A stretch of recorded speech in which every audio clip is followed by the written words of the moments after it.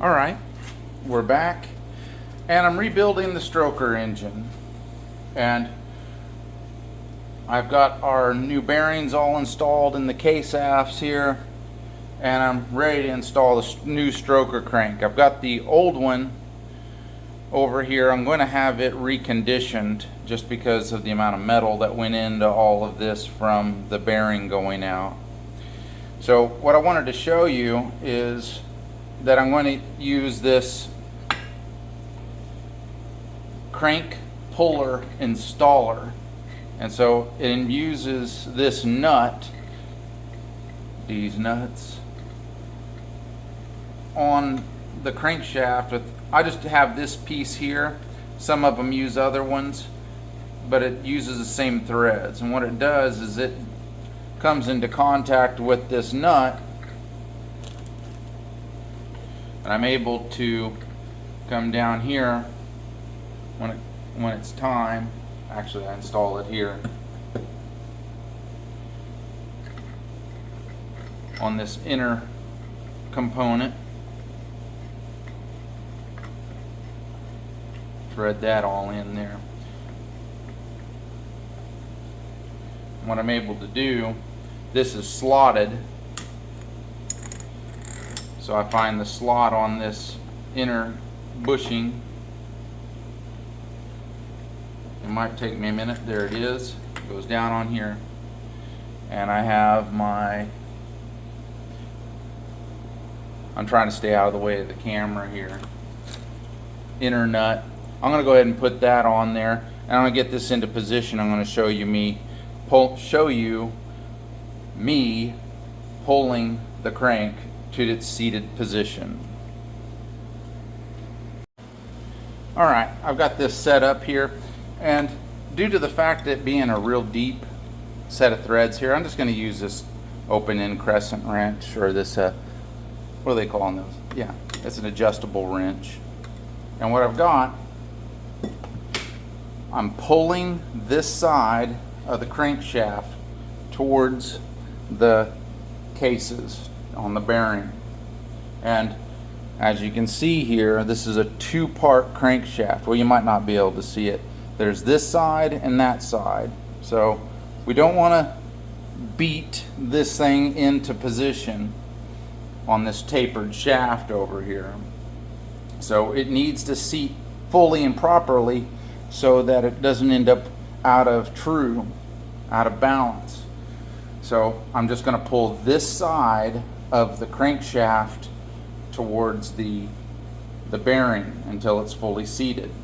When I start doing that, I got to make sure that the rod is kept between its portion where it's going to be, otherwise I'll lock it against the cases, and that's not good. So I'm going to try to show as much of this as I can, of this process, as I pull it. And I'm just doing the old righty-tighty. Let me see. I might be able to set this somewhat vertically so that you can see it. Let's see how that works. So you can see this portion here, and I'm trying to get as good a light as I can as it approaches its seated point. Can you see this up here? Maybe you can. Yeah. So I'm just tightening it. I got the other cases back behind me. So all it's doing,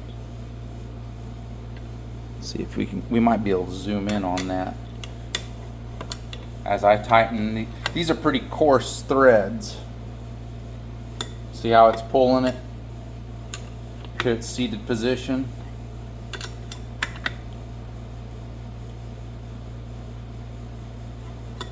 And I might try. Let's see.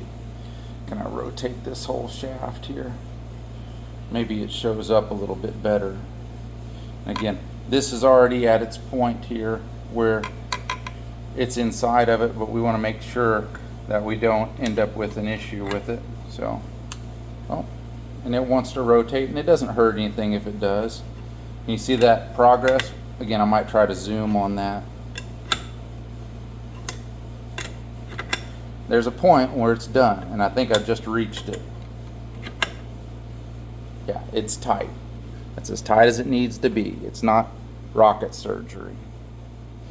And there's a spec on this for the gap between the crankshaft and the cases, and I'm going to check that. Yeah, that's all the tighter it needs to be. Smooth sailing. We're not putting a bunch of stress on the needle bearings of the rod, and we're not putting any stress on the case bearing, the crankshaft bearing. Some folks think I didn't use this the last time and that's why it failed.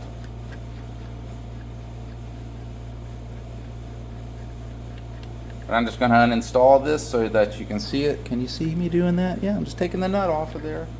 I'm just a guy trying to get his nut off. So I'm going to do a little balancing act here. Thread that off.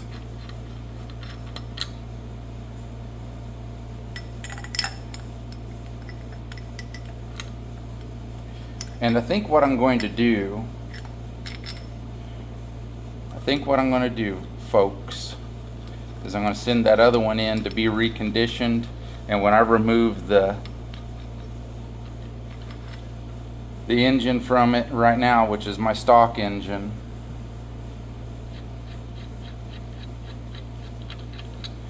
I think I'm going to just go ahead and build it too, because why not? When I have any of my other engines go out, if I do, I don't want to be on a lame ass stock engine. So there we have it. I've got my kit all back together. I got my crankshaft stator side. Woo, baby. Damn, girl. And we're well on our way. I'm still going to remove this so you can see it. I'm still going to remove this, which is our shift drum bearing.